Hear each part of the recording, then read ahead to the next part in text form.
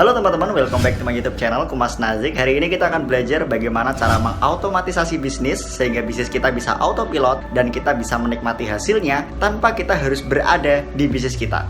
Artinya kita bisa meninggalkan usaha kita untuk membangun usaha yang baru, membangun bisnis yang baru, sehingga kita bisa membangun pendapatan lain dan menciptakan multiple stream of income. Kita tidak hanya dapat satu pendapatan, namun bisa mendapatkan 2, 3, hingga 4 sumber pendapatan.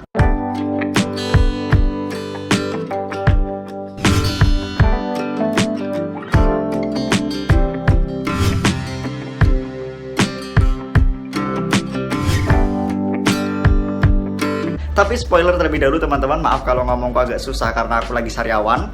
Tetap semangat untuk konten, untuk sharing kepada teman-teman semua. So, pastikan kamu simak video ini sampai selesai. Sariawan memang selalu mengganggu ya, ya udahlah. Jadi sebenarnya kita ada 3 syarat mendasar untuk menciptakan atau membangun bisnis kita autopilot, sehingga kita bisa tinggalkan.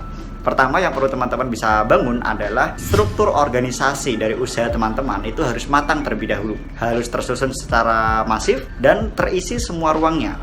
Jangan sampai urusan finance dipegang oleh managers atau urusan akuntansi dipegang bukan oleh seorang akuntan, sehingga nantinya tidak ada struktur manajerial yang sehat, karena tentunya basic ilmu akan menentukan hasil daripada laporan tersebut. Khusus untuk manajer, kita bisa ambil dari jurusan manajemen atau jurusan terkait yang bisa menangani bidang tersebut.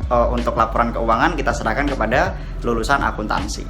Nah, dengan struktur yang tepat tersebut kita bisa menciptakan bisnis yang sehat, struktur organisasi yang sehat, sehingga ketika kita tinggalkan, bisnisnya bisa berjalan secara baik. Kemudian kita sebagai direktur, kita juga harus dibekali atau ditemani oleh seorang komisaris. Nah, tentunya struktur ini harus saling melengkapi. Direktur sebagai unsur gas, maksudnya dalam kendaraan ya, direktur sebagai gasnya, dan komisaris sebagai remnya, sehingga bisa berjalan dengan aman. Ada yang rem, ada yang ngegas. Karena direktur harus agresif, sedangkan komisaris harus bersikap konservatif untuk memanajemen resiko. Untuk direktur rata-rata agresif karena direktur harus bisa mencari peluang. Sedangkan komisaris mempertimbangkan apakah peluang tersebut berbahaya jika dilakukan atau tidak. Makanya disebut dengan unsur gas dan rem, mekanisme gas dan mekanisme rem, sehingga terjadi keseimbangan yang bagus dalam struktur kekuasaan, dalam struktur tanggung jawab di perusahaan.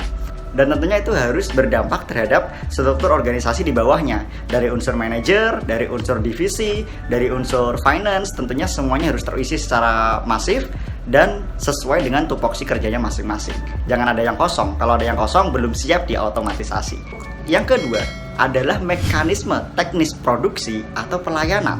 Itu harus siap atau harus memiliki ketentuan atau prosedur SOP yang sudah dipatenkan atau sudah disepakati oleh semuanya. Artinya apa? Artinya SOP tersebut harus dipatuhi semua karyawan ataupun struktur organisasi dalam suatu perusahaan. SOP tersebut mulai dari teknis produksi, teknis layanan, penyerahan kepada pelanggan, distribusi, dan pengarsipan atau teknis-teknis lainnya. Bagaimana pelanggan datang dan harus dilayani dengan teknis seperti apa yang harus dilakukan oleh karyawan sebagai customer service, berapa layanan yang harus dikerjakan dalam waktu berapa lama. SOP tersebut harus dipatuhi oleh seluruh karyawan. Sebelum teman-teman mengautomatisasi bisnis, teman-teman harus sudah menyusun SOP kepengurusan perusahaan, SOP layanan, SOP teknis produksi, dan lain-lain yang melengkapi daripada layanan tersebut. Nah, ketika SOP atau teknis mekanisme kerja dan produksi tersebut sudah ditentukan dan baku, maka bisnis teman-teman bisa ditinggalkan untuk bisa berjalan sendiri karena sistemnya sudah ada, teknisnya sudah lengkap, dan bisa dijalankan secara otomatis. Dan yang ketiga adalah customer base atau basis customer itu sudah harus terbangun. Teman-teman tidak bisa meninggalkan bisnis ketika teman-teman belum menemukan customer base-nya atau siapa sasaran customer kita. Artinya ini adalah tanggung jawab dari seorang marketer atau divisi atau penanggung jawab marketing. Artinya mereka harus memiliki basis customer yang loyal untuk membeli kepada kita. Artinya ketika kita bisnis tinggalkan, customer akan selalu ada.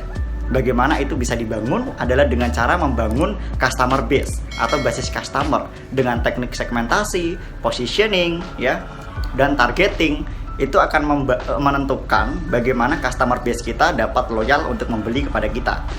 Bisa melalui direct selling, online marketing, atau offline marketing. Tentunya potensi pelanggan tersebut harus bisa meningkatkan penjualan atau setidaknya menciptakan penjualan secara otomatis.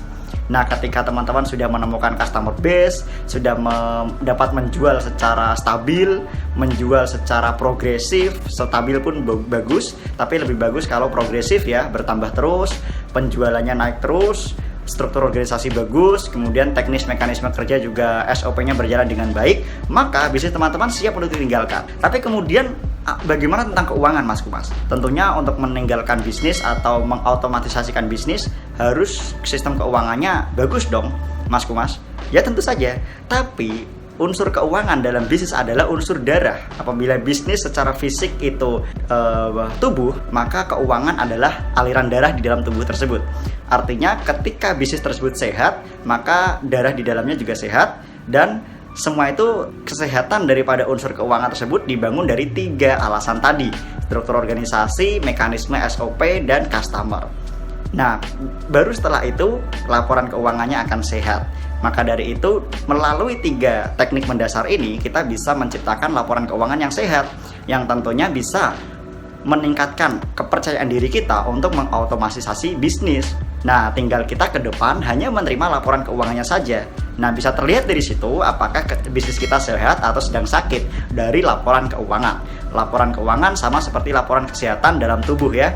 Kalau kita check up di rumah sakit atau di klinik, keluar laporannya sama. Di perusahaan kita check up kesehatan bisnis melalui laporan keuangan. Maka dari itu teman-teman, melalui 3 teknik mendasar tadi, kita bisa menciptakan laporan keuangan yang sehat. Apabila salah satunya cacat, maka laporan keuangannya juga tentunya akan melihat mana sih yang cacat, akan terdeteksi dalam laporan keuangan. Itu aja teman-teman. Semoga video ini bermanfaat buat teman-teman. Share kepada teman-teman yang lainnya. Semoga kita bisa mengautomasi bisnis kita, autopilot, kita bisa lompat membangun bisnis yang baru, melompat lagi membangun bisnis yang baru, sehingga kita punya banyak pendapatan, multiple stream of income. Baik, Mas Agistiari, bye-bye.